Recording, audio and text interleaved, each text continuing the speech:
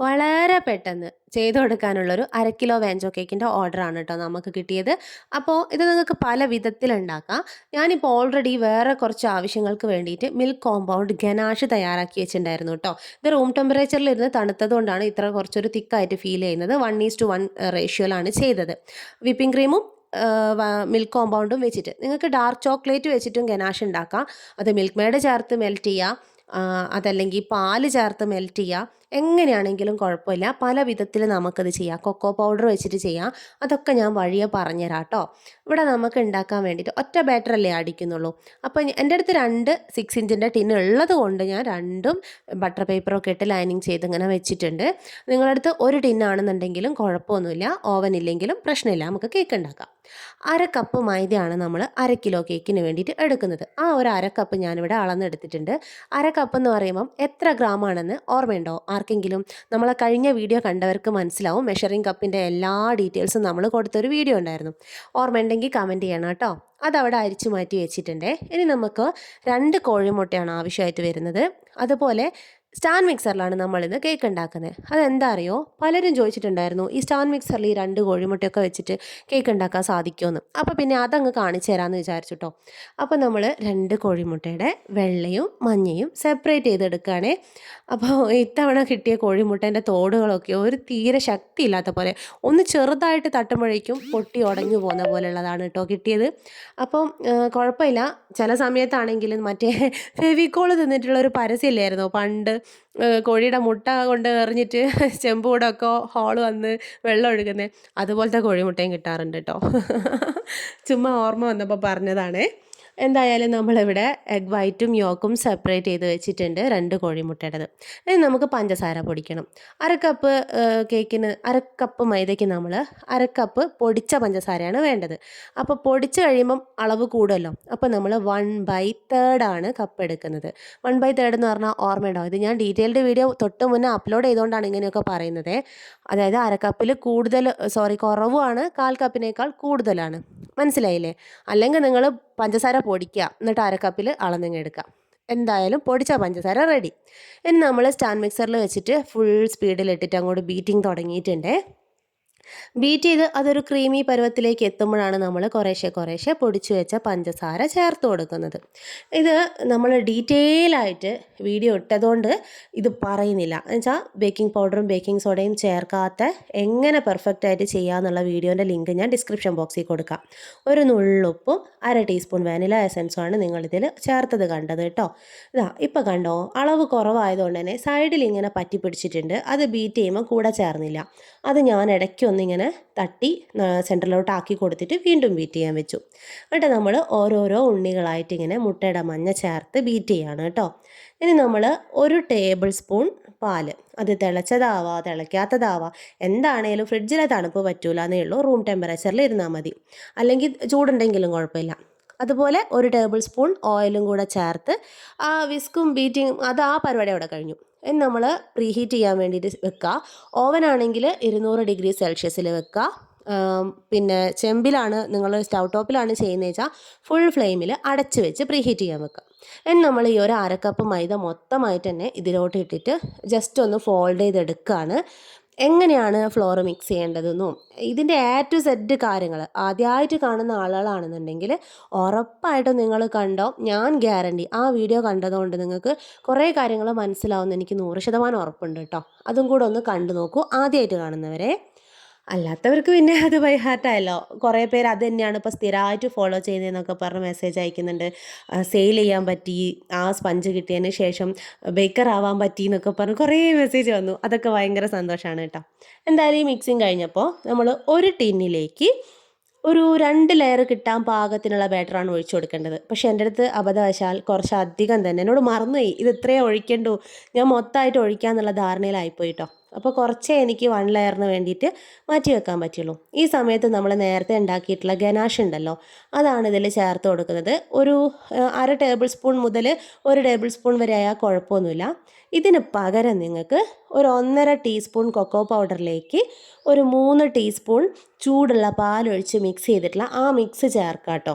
ഒരു കുഴപ്പവും വരില്ല. അങ്ങനെ നമുക്കിത് ചെയ്യാം. ഈ കളർ ഇല്ലാത്തത് എന്തുകൊണ്ടാണെന്ന് വെച്ചാൽ മിൽക്ക് കോമ്പൗണ്ട് യൂസ് ചെയ്തുകൊണ്ടാണേ. ഇനി നിങ്ങളടുത്ത് ഒരു ടിന്നേ ഉള്ളൂ വിചാരിക്കുക, കേക്കിൻ്റെ ടിന്ന്. അപ്പോൾ നിങ്ങൾ ആദ്യം തന്നെ ഒരു ലെയർ ബേക്ക് ചെയ്തിങ്ങെടുക്കുക.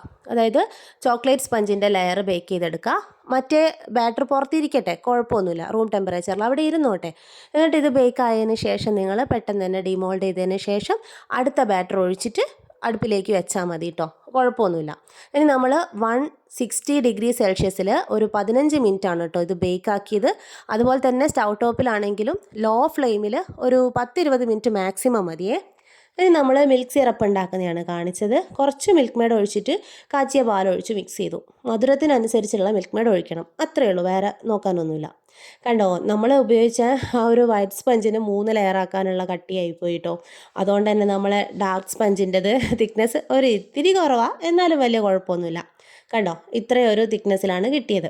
ഇനി നമ്മൾ തെന്നി പോവാതിരിക്കാൻ വേണ്ടിയിട്ട് അടിയിലൊരു തുണി വെച്ച് അതൊന്ന് നനച്ച് അതിൻ്റെ മുകളിൽ കേക്കിൻ്റെ ബേസ് വെച്ച് എന്നിട്ട് സ്പഞ്ച് വെച്ച് അത് വെറ്റ് ചെയ്തു, ക്രീം ഇട്ടു, പിന്നെ മിൽക്ക് മെയ്ഡ് അല്ലെങ്കിൽ വൈറ്റ് ചോക്ലേറ്റ് ഗനാഷ്, ഇതിലേതെങ്കിലും ഒന്ന് നിർബന്ധമായിട്ട് ലെയറിൽ കൊടുത്തോളൂ കേട്ടോ. പിന്നെ നമ്മൾ ഡാർക്ക് സ്പഞ്ച് വെച്ചു, അതും വെറ്റ് ചെയ്യുന്നുണ്ട്. അതിന് ശേഷം നമ്മൾ ക്രീം ഇട്ടതിന് ശേഷം നേരത്തെ ഉണ്ടാക്കി വെച്ചിട്ടുള്ള ഗനാഷില്ലേ, ആ ഗനാഷാണ് ഇതിലോട്ട് സ്പ്രെഡായിട്ട് കൊടുക്കുന്നത്. നട്ട്സ് വേണമെന്നുണ്ടെങ്കിൽ ചേർക്കാം കേട്ടോ, പക്ഷെ ഞാൻ അങ്ങനെ നട്ട്സ് എല്ലാ കേക്കിനും കൊടുക്കുന്നില്ല. ശരിക്കും അതല്ല അതിൻ്റെ ഒരു രീതി എന്ന് എനിക്ക് തോന്നും. വാൻജോ നട്ട് എന്ന് പറഞ്ഞു കഴിഞ്ഞാൽ അത് സെപ്പറേറ്റ് തന്നെ ഒരു കേക്കായിട്ടാണ് നമ്മൾ സെയിൽ ചെയ്യുന്നത്. ഇനി നമ്മളിതിലെ അടിച്ചു വെച്ച ക്രീം കുറച്ചേ ഉണ്ടായിരുന്നുള്ളൂ, അതുകൊണ്ട് മാത്രം നമ്മൾ ക്രം കോട്ട് ചെയ്ത് ഫ്രിഡ്ജിൽ വെക്കുന്നുണ്ട്. അല്ലാത്ത പക്ഷേ നമ്മൾ ക്രം കോട്ട് എന്ന് പറഞ്ഞിട്ടൊരു സംഭവമേ ഇല്ല, നമ്മൾ ഡയറക്റ്റ് ഫൈനൽ കോട്ടാണ് അല്ലേ.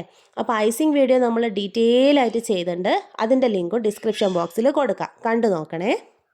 ഇനിയിപ്പോൾ നമ്മൾ മുന്നേ ഒരു വീഡിയോയിൽ പറഞ്ഞില്ലേ, ഫോണ്ടൻറ്റിനെ പറ്റി ABCD അറിയാത്തവരും വാങ്ങിച്ചു വെച്ചോ, ഒരു 120 രൂപയുടെ ചെറിയ പാക്കറ്റ് നമുക്ക് ഉപയോഗം വരുന്നത്.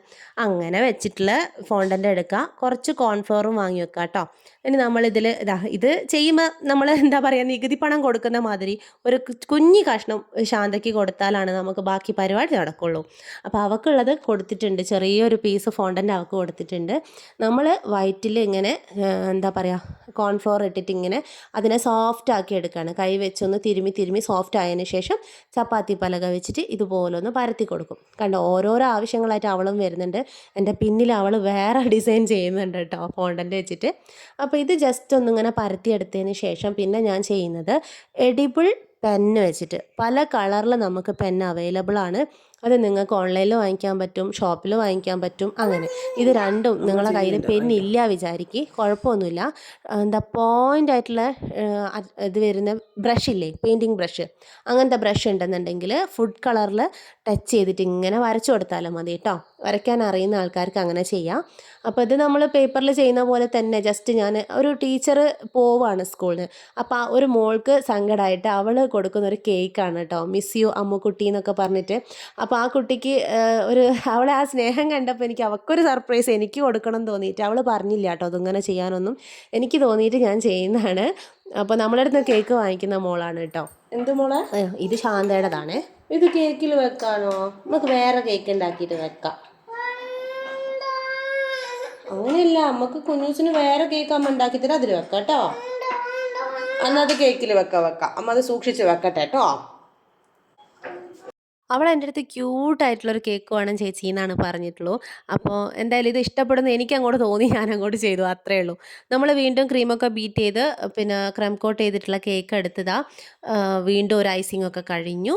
ഈ ഒരു സംഭവം ഉണ്ടല്ലോ, നമ്മൾ വരച്ചു വെച്ചിട്ടുള്ള പിക്ചർ ഉണ്ടല്ലോ, അത് ഞാൻ ഇത്രയും നേരം ഈ ഒരു ഐസിങ് ചെയ്യുന്ന സമയം വരെ ഒരു പാത്രത്തിൽ, പരന്ന പാത്രത്തിൽ കുറച്ച് കോൺഫ്ലവർ തടവിയിട്ട് അതിൽ വെച്ച് അടച്ചു വെച്ചിരുന്നതാണ് കേട്ടോ, ഒന്നും പറ്റൂല. നമ്മൾ ഇതൊക്കെ ചെയ്ത് കഴിഞ്ഞതിന് ശേഷം ഞാൻ വിചാരിച്ചു ഈ ഒരു ക്രീം ഇനിയിപ്പം ഇത്ര മാത്രമേ ബാക്കിയുള്ളൂ, ഇതിനിയിപ്പോൾ അവിടെ വെച്ചൊരു സ്ഥലം മുടക്കണ്ടെന്ന് വിചാരിച്ചിട്ട് ഞാൻ പൈപ്പിംഗ് ബാഗിലാക്കും വരെ വിചാരിച്ചത്. ഇതാക്കിയതിന് ശേഷം ചെറിയ ഡോട്ട്സ് ഇങ്ങനെ ഇട്ട് പോവാം, മേലെയും താഴെയും മാത്രം ഒരു ബോർഡർ കൊടുക്കണം. പക്ഷേ ഈ കേക്കിന് മുകളിലോട്ടേക്ക് ഇങ്ങനെ കൊണ്ടുവന്നപ്പോഴത്തേക്കും എൻ്റെ കൈ വേറെ പണിയാണ് ചെയ്യുന്നത്. ഈ ഒരു ഡിസൈനാണ് അപ്പോൾ വന്നത്. അപ്പോൾ അങ്ങനെ അങ്ങ് ചെയ്ത് ഇതും ചെയ്ത് കഴിഞ്ഞപ്പം എൻ്റെ പൊട്ട ബുദ്ധിക്ക് വേറൊരോന്നൊക്കെയാണ് തോന്നുന്നത്. അപ്പോഴേ എൻ്റെ മനസ്സ് പറയാൻ തുടങ്ങി, ജിത്തോ നിർത്തിക്കോ, ഇതെവിടെ നിർത്തിക്കോ, കൊളാവാൻ പോവാണ്. അപ്പോൾ ആ വിധം ഞാൻ മടക്കി വെച്ചിട്ടുണ്ട് കേട്ടോ. ഇനി നമ്മൾ എന്തോ ഒരു തൃപ്തിക്കുറവ് തോന്നിയപ്പം കുറച്ച് ഷുഗർ ഷുഗർ ബോൾസും കൂടെ സൈഡിലൊക്കെ ഇട്ട് കൊടുത്തിട്ടുണ്ട്. എന്താണെങ്കിലും ഫോട്ടോ അയച്ചു കൊടുത്തപ്പം മോൾക്ക് ഭയങ്കര ഇഷ്ടമായി കേട്ടോ. അത് മതി, ഞാൻ അത്രയേ വിചാരിച്ചിട്ടുള്ളൂ. അവൾ ഭയങ്കര ഹാപ്പിയായി. അവൾക്ക് ഒരുപാട് ഇഷ്ടപ്പെട്ട് ഈ ഒരു ഇത് ഞാൻ എന്താണോ പ്രതീക്ഷിച്ചത് അതുപോലെ അവളെ സർപ്രൈസായി. അങ്ങനെ എന്താ പറയുക, ഈ സ്നേഹം നിറഞ്ഞ കേക്ക് എല്ലാവരെയും ഹാപ്പി ആക്കിയെന്ന് ഞാൻ വിചാരിക്കുന്നു കേട്ടോ. നിങ്ങളെ എന്തൊക്കെയാ കമൻറ്റ് പോരട്ടെ, നിങ്ങളെ അഭിപ്രായങ്ങളും കാര്യങ്ങളൊക്കെ പറയട്ടോ. ഇവിടെ എൻ്റെ കുട്ടിപ്പട്ടാളം അവളെ രീതിയിൽ കേക്ക് ഉണ്ടാക്കുന്നുണ്ട്. അപ്പോൾ അടുത്ത വീഡിയോയിൽ കാണാം കേട്ടോ. നിങ്ങളെന്തായാലും കമൻ്റ് ഇടാൻ മറക്കല്ലേ. നമ്മളെ കേക്കിൻ്റെ ഡിസൈൻ എന്തെങ്കിലും മനസ്സിലാവാത്തുണ്ടെങ്കിൽ കമൻ്റ് ഇട്ടോ, ഞാൻ റിപ്ലൈ തരാം കേട്ടോ. Tata bye bye.